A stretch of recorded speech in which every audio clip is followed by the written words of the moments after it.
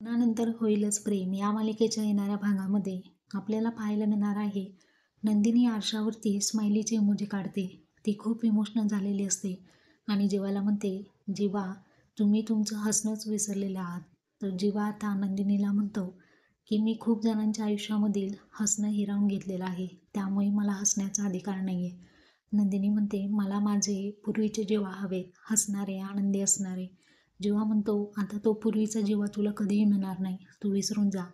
असं तोही इमोशनल होऊन तिथून निघून गेलेला असतो. तर नंदिनी जीवा गेल्यानंतर मनातल्या मनात ठामपणे निर्णय घेते की यांचं हसू मी पुन्हा यांना मिळवून देणार. आणि आता ही नंदिनी ॲक्टिव्ह झालेली आहे. नंदिनीचा ॲक्टिव्ह मोड पुन्हा ऑन झालेला आहे. मिस्टर पसारेवाला, आता तुमच्या चेहऱ्यावरती स्माईल मी आणणारच. तर अशी शपथ नंदिनीने घेतलेली असते. तर तुम्हाला काय वाटतं प्रेक्षकांनो?